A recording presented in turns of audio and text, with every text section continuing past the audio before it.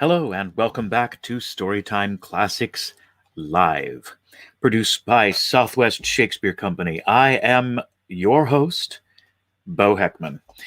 We are continuing with the Sherlock Holmes story, The Valley of Fear by Sir Arthur Conan Doyle. This is the last in his novels with the famed detective. He wrote many more stories, but this was the last novel. In fact, this one introduces us to Professor Moriarty, and he's very much a phantom, the head of a very secret criminal organization, and he's protected himself, so Holmes can't really go after him, and he can't prove anything because Moriarty is a criminal genius. Anyway, in the story right now in the Valley of Fear, we're in a flashback mode to California during the gold rush, and themes to do with secret organizations and extorting money and all of these wonderful little things. If you have missed any of the previous installments of this book, you can find them all on our YouTube page, the Southwest Shakespeare Company YouTube page. So you can check those out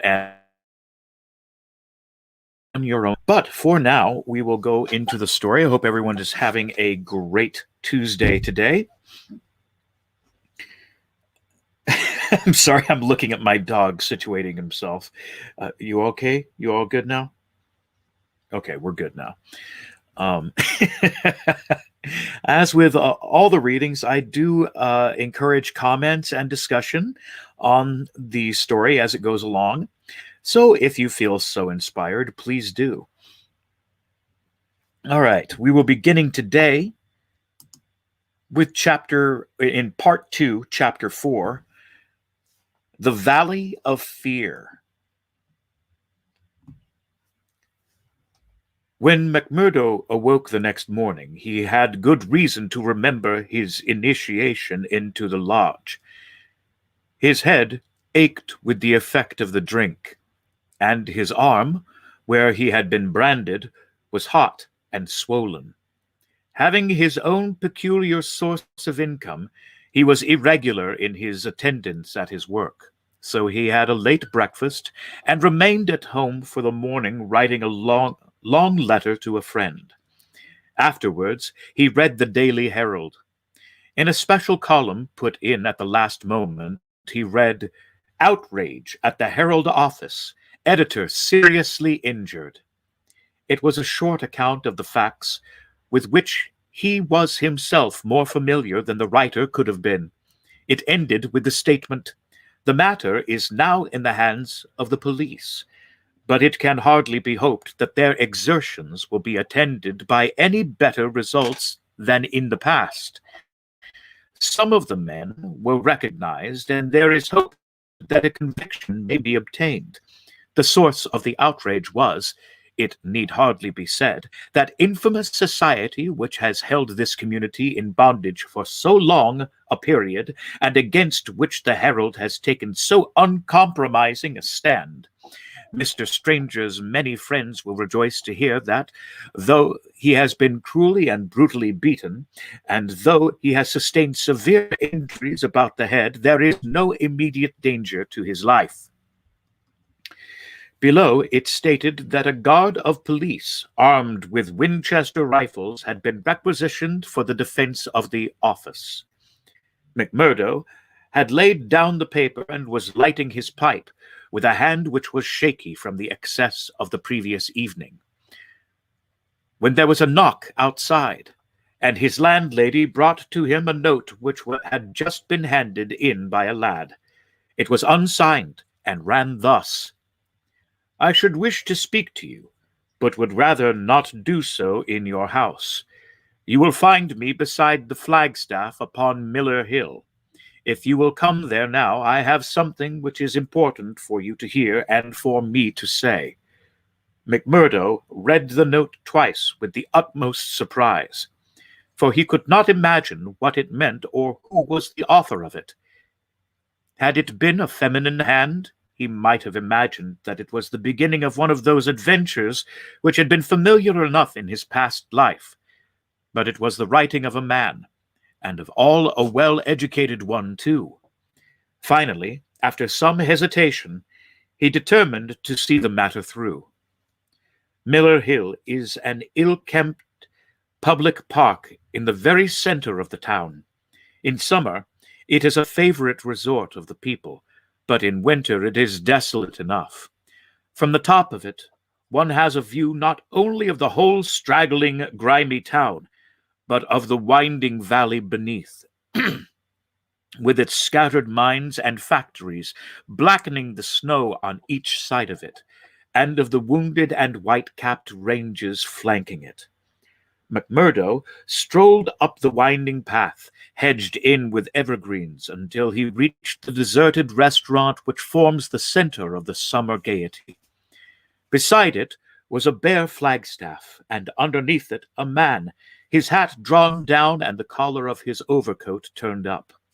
When he turned his face, McMurdo saw that it was Brother Morris, he who had incurred the anger of the bodymaster the night before. The lodge sign was given and exchanged as they met. "I wanted to have a word with you, McMurdo," said the other man, speaking with a hesitation which showed that he was on delicate ground. "It was kind of you to come. Why did you not put your name into the note?" "One has to be cautious, mister. One never knows in times like these how a thing may come back to one. One never knows either who to trust or who not to trust. Surely one may trust brothers of the lodge." "No, no, not always," cried Morris with vehemence. "Whatever we say, even what we think, seems to go back to that man McGinty." "Look here," said McMurdo sternly. "It was only last night, as you know well, that I swore good faith to our bodymaster. Would you be asking me to break my oath?" "If that is the view you take," said Morris sadly, "I can only say that I am sorry I gave you the trouble to come and meet me. Things have come to a bad pass when two free citizens cannot speak their thoughts to each other." McMurdo, who had been watching his companion very narrowly, relaxed somewhat in his bearing. "Sure, I spoke of myself only," said he.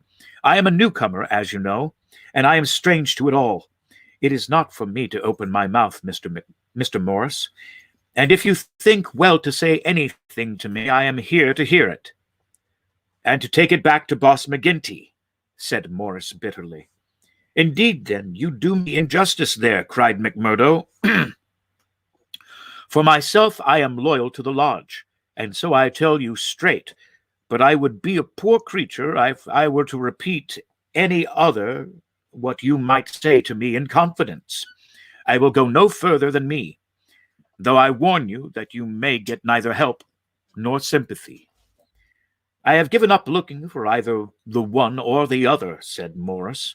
"I may be putting my very life in your hands by what I say, but, bad as you are, and it seemed to me last night that you were shaping to be as bad as the worst, still you are new to it, and your conscience cannot yet be as hardened as theirs. That was why I thought to speak with you. Well, what have you to say?" "If you give me away, may a curse be on you." "Sure, I said I would not." "I would ask you, then, when you joined the Freemason Society in Chicago and swore vows of charity and fidelity, did ever it cross your mind that you might find it would lead you to crime?" "If you call it crime," McMurdo answered. "Call it crime!" cried Morris, his voice vibrating with passion. "You have seen little of it, if you can call it anything else. Was it crime last night, when a man old enough to be your father was beaten till the blood dripped from his white hairs? Was that crime, or what else would you call it?" "There are some would say it was war," said McMurdo, "a war of two classes, with all in, so that each struck as best it could. Well, did you think of such a thing when you joined the Freemason Society at Chicago?" No, I am bound to say I did not. Nor did I when I joined at Philadelphia. It was just a benefit club and a meeting place for one's fellows. Then I heard of this place. Curse the hour that the name first fell upon my ears, and I came to better myself. My God, to better myself. My wife and 3 children came with me. I started a dry goods store on Market Square, and I prospered well. The word had gone round that I was a freeman, and I was forced to join the local lodge, same as you did last night. I've the badge of shame on my forearm and something worse branded on my heart. I found that I was under the orders of a black villain and caught in a meshwork of crime. What could I do? Every word I said to make things better was taken as treason, same as it was last night. I can't get away, for all I have in the world is in my store. If I leave the society, I know well that it means murder to me, and God knows what to my wife and children.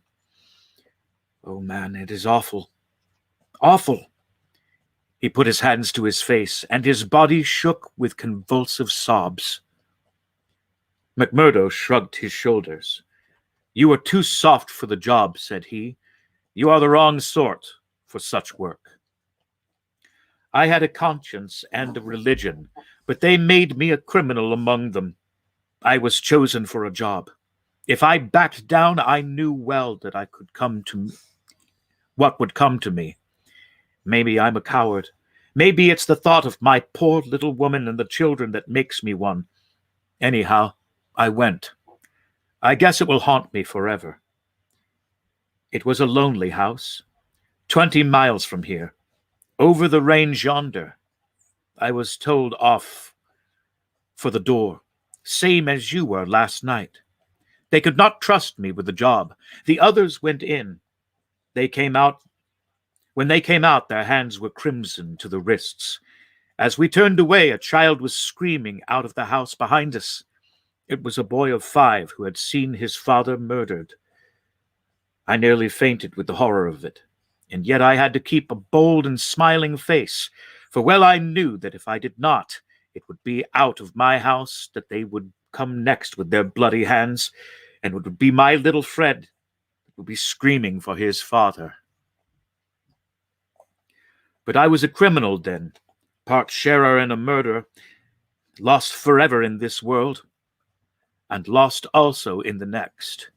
I am a good Catholic, but the priest would have no word with me when he heard I was a scourer, and I am excommunicated from my faith.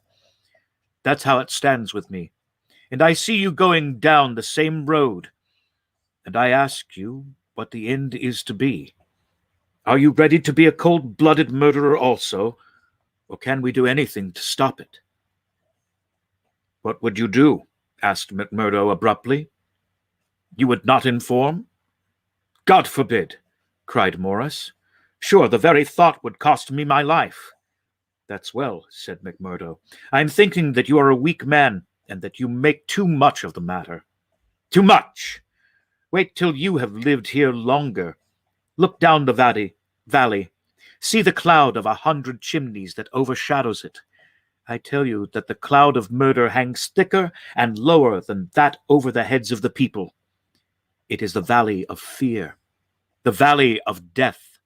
The terror is in the hearts of the people from the dusk to the dawn. Wait, young man, and you will learn for yourself. Well, I'll tell you what I think when I have seen more, said McMurdo carelessly. What is very clear is that you are not the man for the place, and that the sooner you sell out, if you only get a dime or a dollar for what the business is worth, the better it will be for you. What you have said is safe with me. But by gar, if I thought you were an informer— No, no, cried Morris piteously. Well, let it rest at that. I bear what you have said in mind, and maybe some day I'll come back to it. I expect you meant kindly by speaking to me like this. Now I'll be getting home. One word before you go, said Morris. We may have been seen together. They may want to know what we have spoken about. Ah, that's well thought of. I offer you a clerkship in my store, and I refuse it. That's our business. Well, so long, Brother Morris, and may you find things go better with you in the future. That same afternoon, as McMurdo sat smoking, lost in thought beside the stove of his sitting room, the door swung open and its framework was filled with the huge figure of Boss McGinty. He passed the sign, and then, seating himself opposite to the young man, he looked at him steadily for some time, a look which was as steadily returned. "I'm not much of a visitor, Brother McMurdo," he said at last. "I guess I am too busy over the folk that visit me. But I thought I'd stretch a point and drop down to see you in your own house." "I'm proud to see you here, Counselor," McMurdo answered heartily, bringing his whiskey bottle out of the cupboard. "It's an honor that I have not expected." "How's the arm?" asked the boss. McMurdo made a wry face. "Well, I'm not forgetting it," he said, "but it's worth it." "Yes, it's worth it," the other answered, "to those that are loyal and go through it, and are a help to the lodge. What were you speaking to Brother Morris about on Miller Hill this morning?" The question came so suddenly that it was well that he had his answer prepared. He burst into a hearty laugh. "Morris didn't know how I could earn a living here at home. He shan't know either, for he has got too much conscience for the likes of me. But he's a good-hearted old chap. It was his idea that I was a loose end, and that he would do me a good turn by offering me a clerkship in his dry goods store." "Oh, was that it?" "Yes, that was it." "And you refused it?" "Sure. Couldn't I earn 10 times as much in my own bedroom with 4 hours' work?" "That's so. But I wouldn't get about too much with Morris." "Why not?" "Well, I guess because I tell you not. That's enough for most folk in these parts." "It may be enough for most folk, but it ain't enough for me, Counselor," said McMurdo boldly.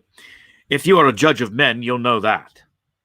The swarthy giant glared at him, and his hairy paw closed for an instant round the glass as though he would hurl it at the head of his companion. Then he laughed in his loud, boisterous, insincere fashion. "You're a queer card for sure," said he. "Well, if you want reasons, I'll give them. Did Morris say nothing to you against the lodge?" "No." "Nor against me?" "No." "Well, that's because he daren't trust you. In his heart, he is not a loyal brother. We know that well. So we watch him, and we wait for the time to admonish him. I'm thinking that the time is drawing near. There's no room for scabby sheep in our pen. If you keep company with a disloyal man, we might think that you are disloyal too. See? There's no chance of my keeping company with him, for I dislike him," McMurdo answered. "As to being disloyal, if it was any man but you, he would not use the word to me twice." "Well, that's enough," said McGinty, draining off his glass. "I came down to give you a word in season, and you've had it."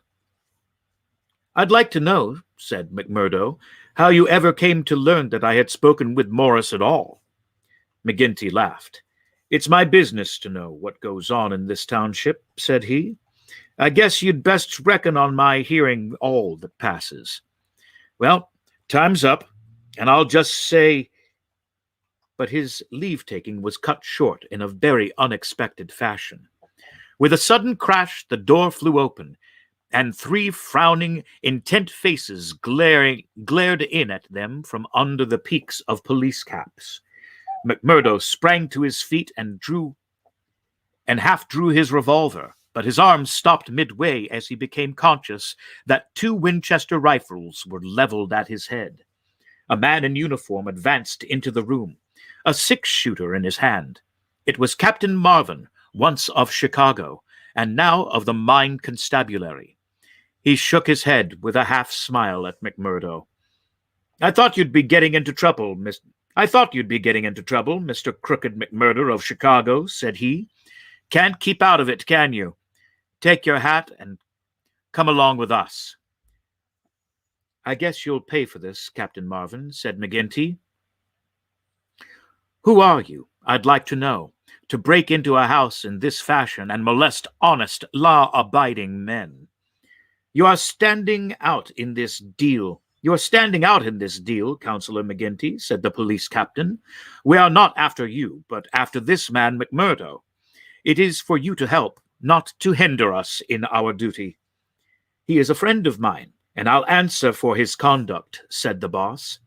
By all accounts, Mr. McGinty, you may have to answer for your own conduct some of these days, the captain answered. This man McMurdo was a crook before ever he came here, and he's a crook still. Cover him, patrolman, while I disarm him.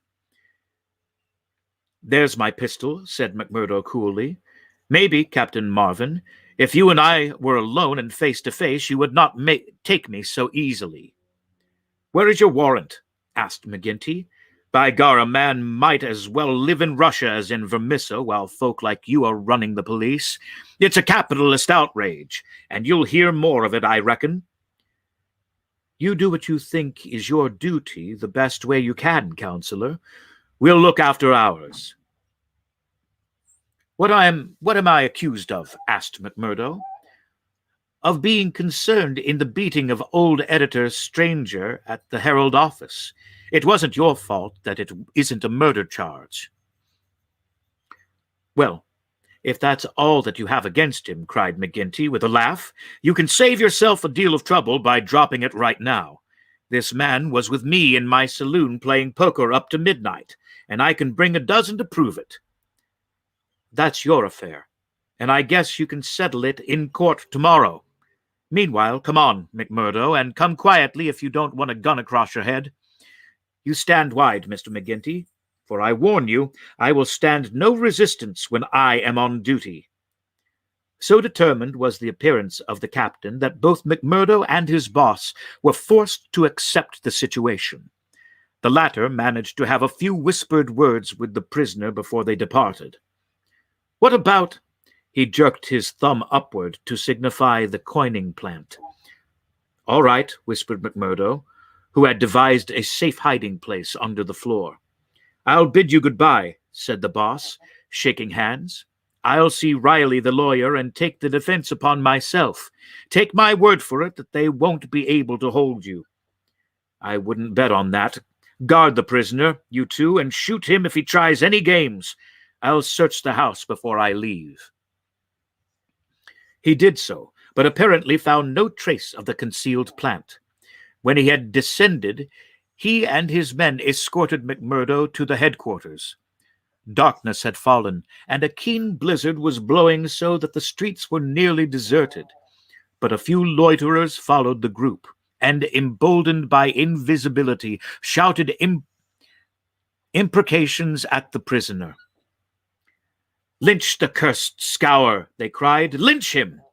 They laughed and jeered as he was pushed into the police station. After a short, formal examination from the inspector in charge, he was put into the common cell. Here he found Baldwin and 3 other criminals of the night before, all arrested that afternoon and waiting their trial next morning. But even within this inner fortress of the law, the long arm of the freeman was able to extend. Late at night there came a jailer with a straw bundle for their bedding, out of which he extracted 2 bottles of whiskey, some glasses, and a pack of cards. They spent a hilarious night without an anxious thought as to the ordeal of the morning. Nor had they cause, as the result was to show. The magistrate could not possibly, on the evidence, have held them for a higher court. On the one hand, the compositors and pressmen were forced to admit that the light was uncertain, that they were themselves much perturbed, and that it was difficult for them to swear to the identity of the assailants. Although they believed that the accursed were among them, Cross-examined by the clever attorney who had been engaged by McGinty, they were even more nebulous in their evidence. The injured man had already deposed that he was so taken by surprise by the suddenness of the attack that he could state nothing beyond the fact that the first man who struck him wore a mustache. He added that he knew them to be scourers, since no one else in the community could possibly have any enmity to him, and he had long been threatened on account of his outspoken editorials. On the other hand, it was clearly shown by the united and unfaltering evidence of 6 citizens, including that high municipal official, Councillor McGinty, that the men had been at a card party at the Union House until an hour very much later than the commission of the outrage. Needless to say that they were discharged with something very near to an apology from the bench for the inconvenience to which they had been put, together with an implied censure of Captain Marvin and the police for their officious zeal. The verdict was greeted with loud applause by a court in which McMurdo saw many familiar faces. Brothers of the lodge smiled and waved, but there were others who sat with compressed lips and brooding eyes as the men filed out of the dock. One of them, a little, dark-bearded, resolute fellow, put the thoughts of himself and comrades into the words as ex-prisoners passed him. "You damned murderers," he said, "we'll fix you yet." Chapter 5. The Darkest Hour. If anything had been needed to give an impetus to Jack McMurdo's popularity among his fellows, it would have been his arrest and acquittal. That a man on the very night of joining the lodge should have done something which brought him before the magistrate was a new record in the annals of the society.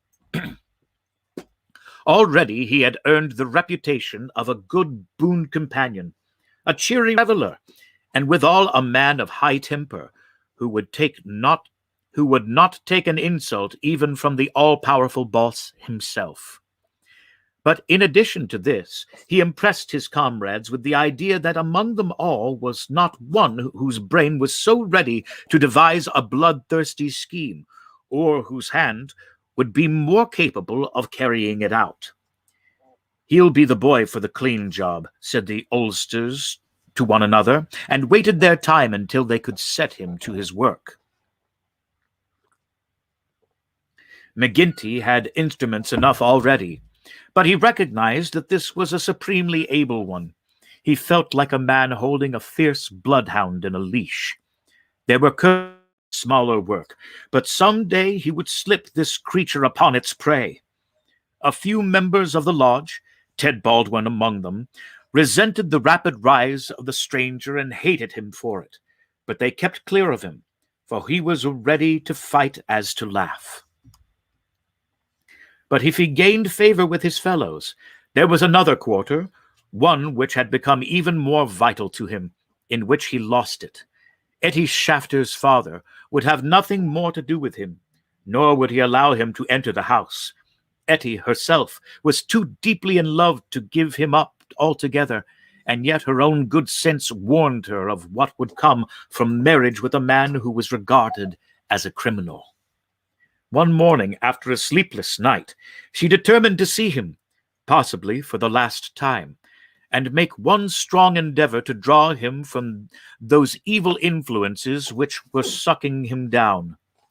She went to his house, as he had often begged her to do, and made her way into the room which he used as his sitting room.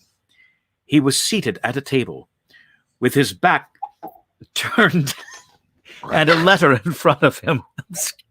Excuse me. My dog is wanting to do bad things. She went to his house, as he had often begged her to do, and made her way into the room which he used as his sitting room. He was seated at a table, with his back turned and letter drawn in front of him. A sudden spirit of girlish mischief came over her. She was still only 19. He had not heard her when she pushed open the door.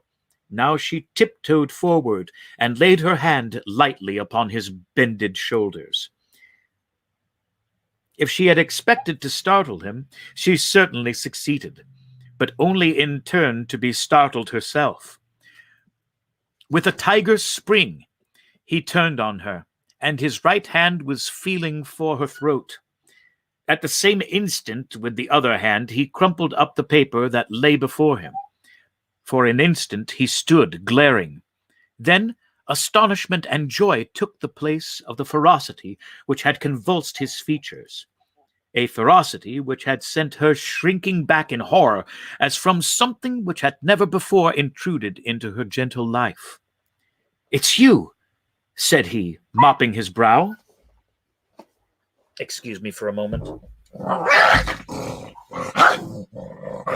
Chapin. Oh.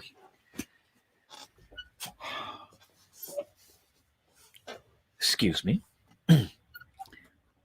"It's you," said he, mopping his brow, "and to think that you should come to me, heart of my heart, and I should find nothing better to do than to want to strangle you. Come then, darling," and he held out his arms. "Let me make it up to you."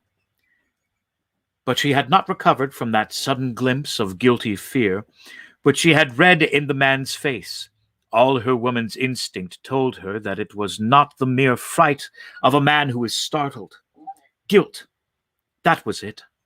Guilt and fear. "What's come over you, Jack?" she cried. "Why were you so scared of me? Oh, Jack, if your conscience was at ease, you would not have looked at me like that. Sure, I was thinking of other things, and when you came tripping so lightly on those fairy feet of yours— No, it was more than that, Jack." Then a sudden suspicion seized her. "Let me see that letter you were writing." Eddie, I couldn't do that." Her suspicions became certainties. "It's to another woman," she cried. "I know it. Why else should you hold it from me? Was it to your wife that you are writing? How am I to know that you are not a married man? You, a stranger that nobody knows." "I am not married, Etty. See now, I swear it. You're the only one woman on earth to me. By the cross of Christ, I swear it." He was so white with passionate earnestness, that she could not but believe him. "Well then," she cried, "why will you not show me the letter?" "I tell you, Acushla," he said, "I'm under oath not to show it. And just as I wouldn't break my word to you, so I would keep it with those who hold my promise. It's the business of the lodge, and even to you it's secret. And if I was scared when a hand fell on me, can't you understand it when it might have been the hand of a detective?" She felt that he was telling the truth.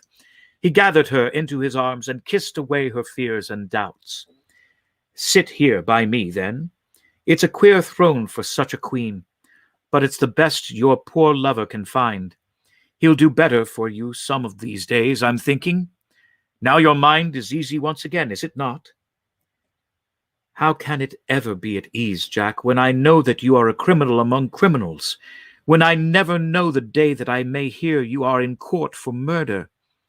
McMurdo, the scourer, that's what one of our boarders called you yesterday. It went through my heart like a knife." Sure, hard words break no bones. But they were true. Well, dear, it's not so bad as you think. We are but poor men that are trying in our own way to get our rights.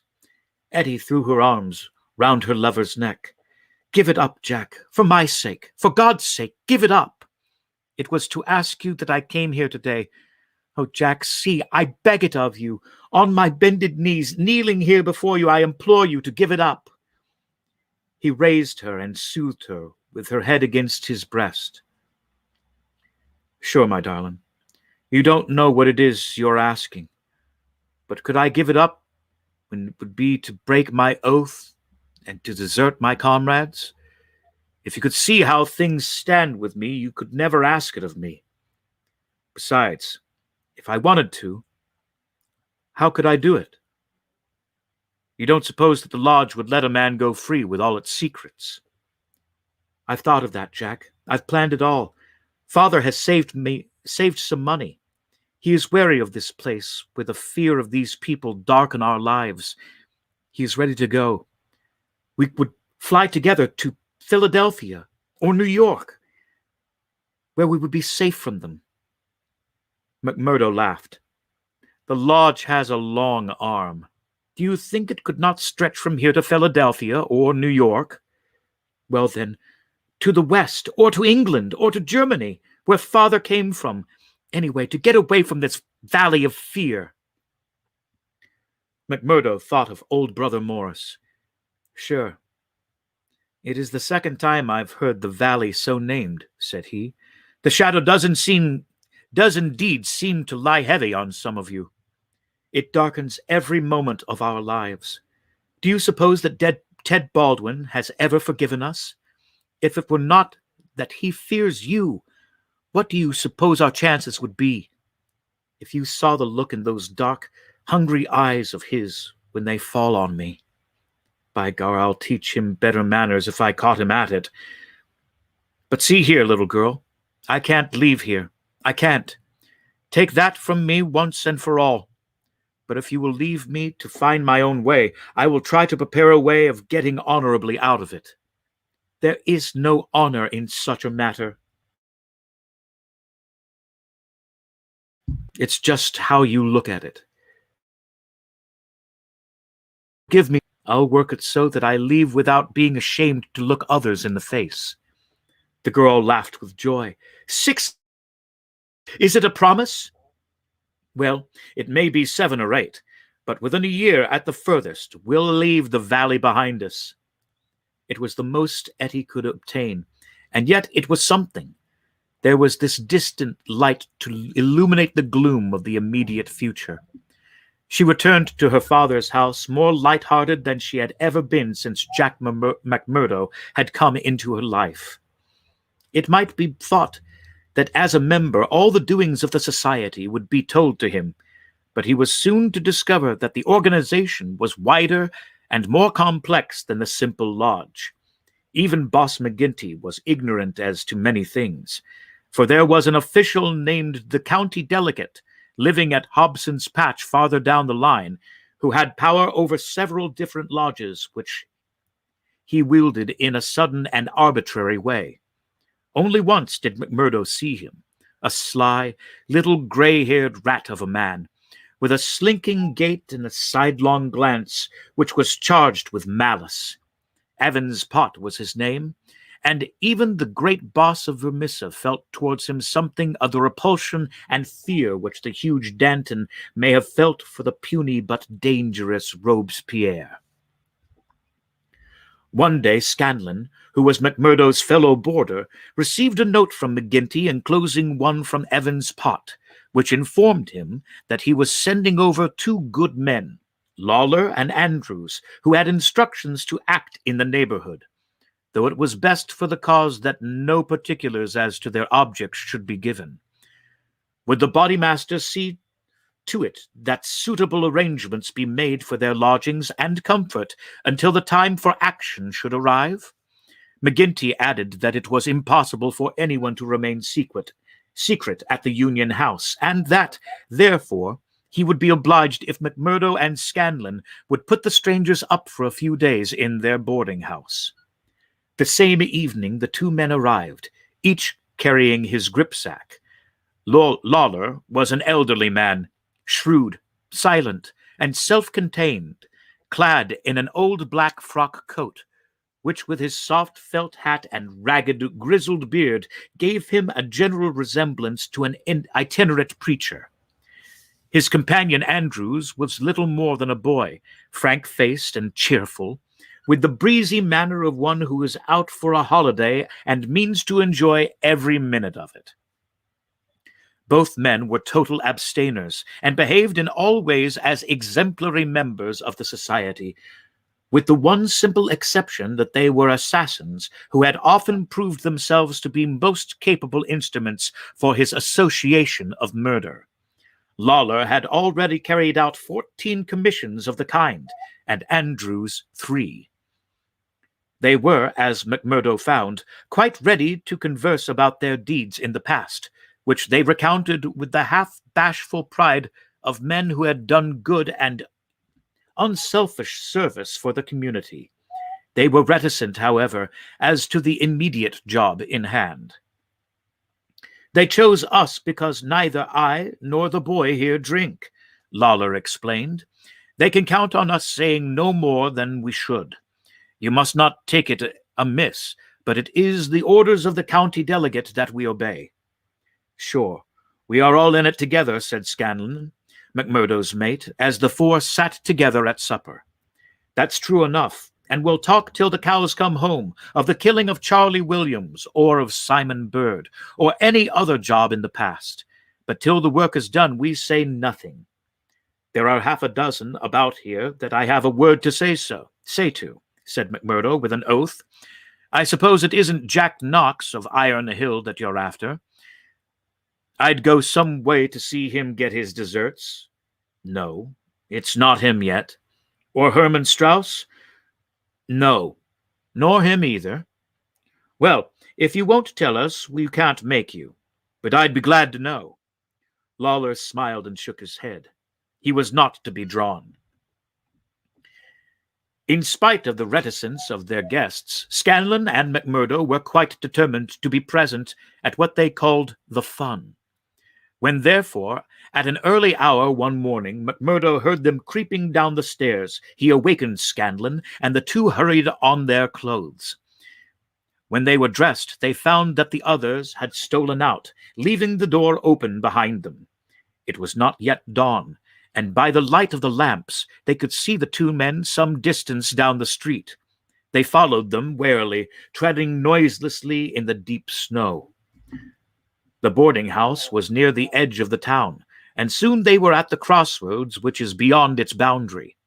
Here 3 men were waiting, with whom Lawler and Andrews held a short, eager conversation. Then they all moved on together.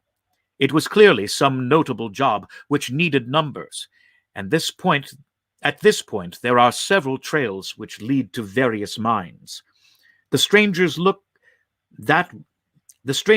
took that which led to Crow Hill, a huge business which was in strong hands, which had been able, thanks to their energetic and fearless New England manager, Josiah H. Dunn, to keep some order and discipline during the long reign of terror.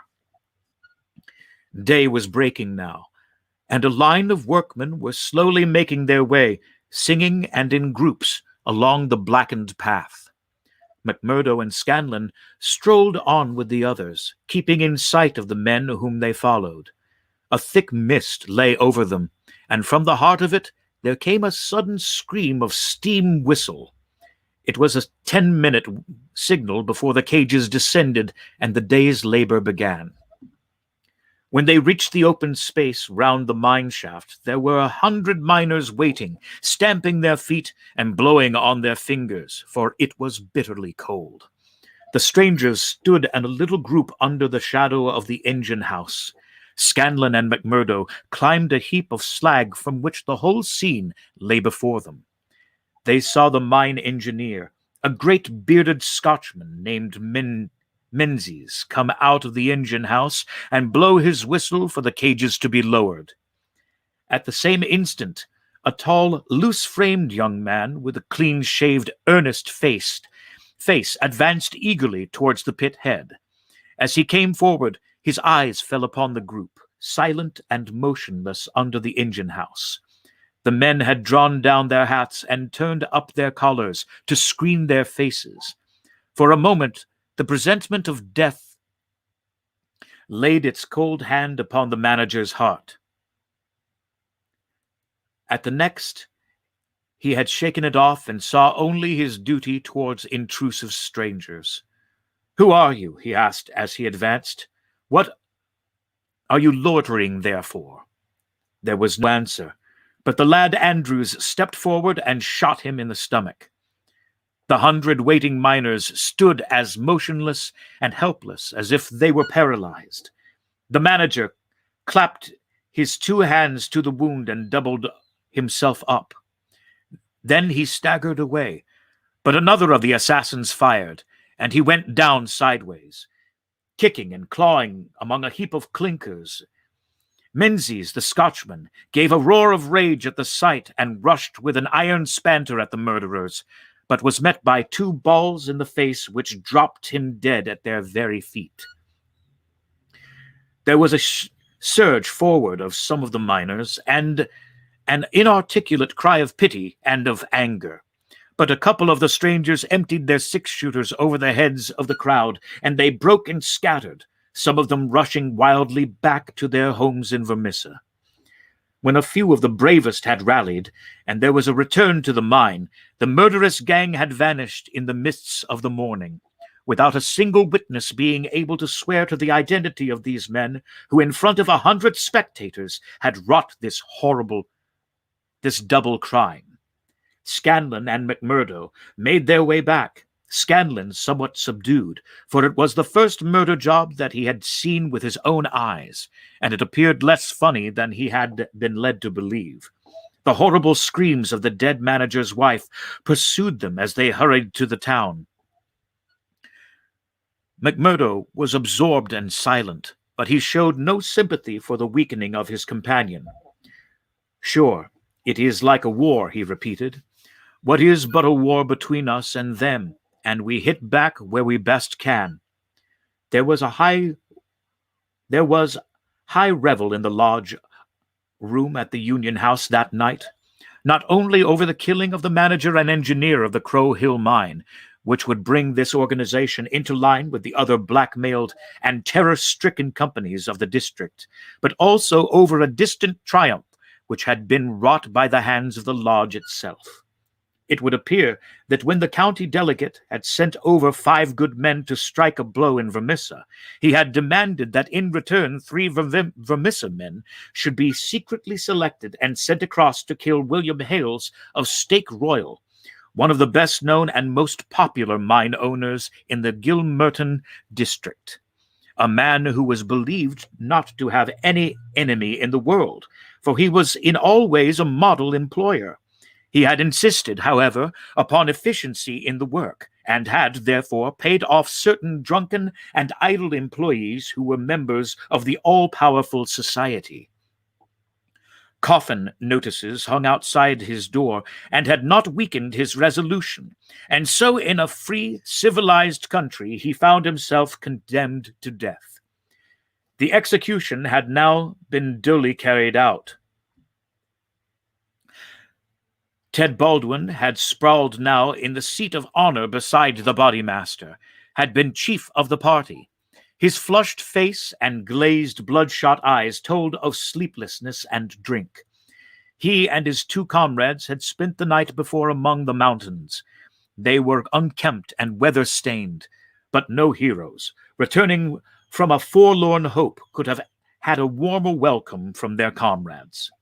The story was told and retold amid cries of delight and shouts of laughter.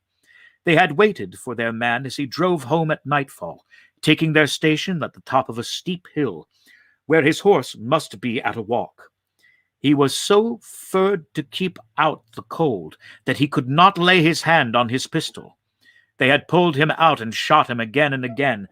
He had screamed for mercy. The screams were repeated for the amusement of the lodge. "Let's hear again how he squealed," they cried. None of them knew the man, but there is eternal drama in a killing, and they had shown the scourers of Gilmerton that the Vermissa men were to be relied upon. There had been one contremps, for a man and his wife had driven up while they were still emptying their revolvers into the silent body. It had been suggested that they should shoot them both, but they were harmless folk who were not connected with the mines, so they were sternly bidden to drive on and keep silent, lest a worse thing befall them. And so the blood-mottled figure had been left as a warning to all such hard-hearted employers. and the three noble avengers had hurried off into the mountains where the unbroken nature comes down to the very edge of the furnaces and the slag heaps.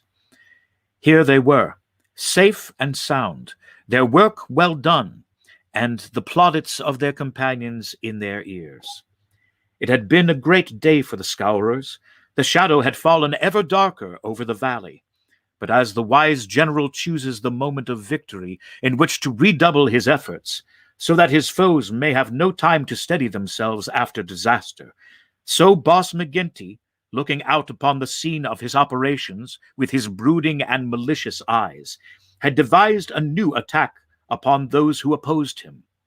That very night, as the half-drunken company broke up, he touched McMurdo on the arm and led him aside into that inner room where they had their first interview. "See here, my lad," said he, "I've got a job that's worthy of you at last. You'll have the doing of it in your own hands." "Proud I am to hear that," McMurdo answered. "You can take 2 men with you, Manders and Riley. They have been warned for service. We'll never be right in this district until Chester Wilcox has been settled, and you'll have the thanks of every lodge in the coal fields if you can down him." "I'll do my best, anyhow. Who is he, and where shall I find him?" McGinty took his eternal half-chewed, half-smoked cigar from the corner of his mouth and proceeded to draw a rough diagram upon a page torn from his notebook. "He's the chief foreman of the Iron Dike Company. He's a hard citizen, an old-color sergeant of the war, all scars and grizzle. We've had 2 tries at him, but had no luck, and Jim Conway lost his life over it. Now it's for you to take it over. That's the house, all alone at the Iron Dike crossroad, same as you see here on the map, without another within earshot. It's no good by day. He's armed and shoots quick and straight, with no questions asked. But at night, well, there he is with his wife, 3 children, and hired help. You can't pick or choose, it's all or none. If you could get a bag of blasting powder at the front door with a slow match to it..." "What's the man done?" "Didn't I tell you he shot Jim Conway?" "Why did he shoot him?" "What in the thunder has that to do with you? Conway was about his house at night, and he shot him. That's enough for me and you. You've got to settle the thing right." "There's these 2 women and children. Do they go up too?" "They have to, else how can we get him? It seems hard on them, for they've done nothing. What sort of fool's talk is this? Do you back out?" "Easy, counselor, easy. What have I ever said or done that you should think I would be after standing back from an order of the bodymaster of my own lodge? If it's right or if it's wrong, if it's for you to decide." "You'll do it, then?" "Of course I will do it." "When?" "Well, you had best give me a night or 2 that I may see the house and make my plans. Then—" "Very good," said McGinty, shaking him by the hand. "I leave it with you.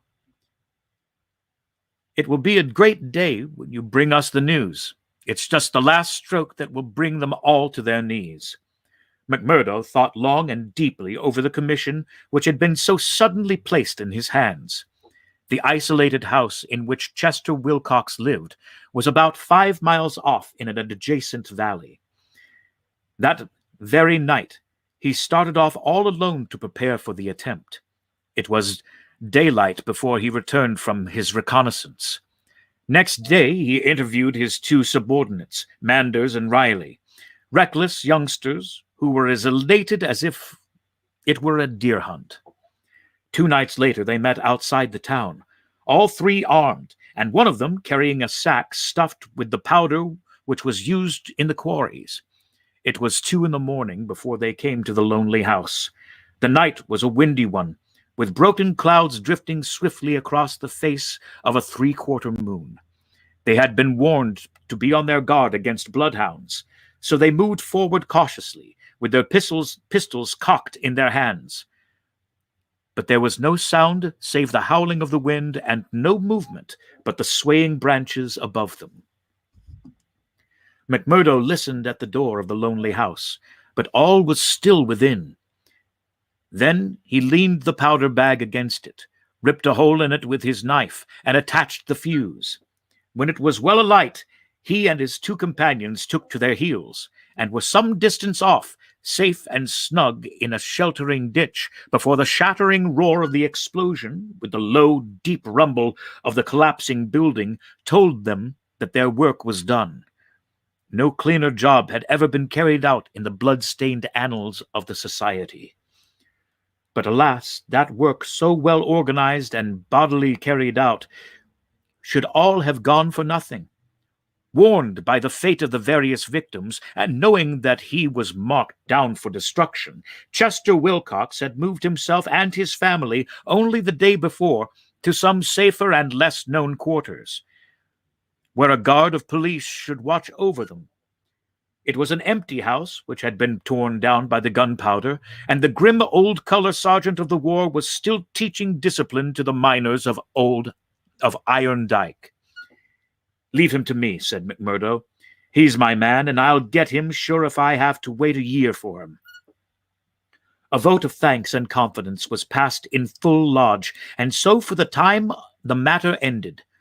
When a few weeks later it was reported in the papers that Wilcox had been shot at from an ambuscade, it was an open secret that McMurdo was still at work upon his unfinished job. Such were the methods of the Society of Freemen, and such were the deeds of the Scourers, by which they spread their rule of fear over the great and rich district which was for so long a period haunted by their terrible presence. Why should these pages be stained by further crimes? Have I not said enough to show the men and their methods? These deeds are written in history, and there are records wherein one may read all the details of them. There one may learn of the shooting of policemen Hunt and Evans because they had ventured to arrest 2 members of the society, a double outrage planned at the Vermissa Lodge and carried out in cold blood upon 2 helpless and disarmed men. There also one may read of the shooting of Mrs. Larby when she was nursing her husband, who had been beaten almost to death by orders of Boss McGinty, the killing of the elder Jenkins, shortly followed by that of his brother, the mutilation of James Murdoch, the blowing up of the Stapp House family, and the murder of the Stendals, all followed hard upon one another in the same terrible winter. Darkly, the shadow lay upon the valley of fear. The spring had come with running brooks and blossoming trees. There was hope for all nature bound so long in an iron grip. But nowhere was there any hope for the men and women who lived under the yoke of terror. Never had the cloud above them been so dark and helpless as in the early summer of the year 1875. And we will stop here for the day. 2 comments. Excellent.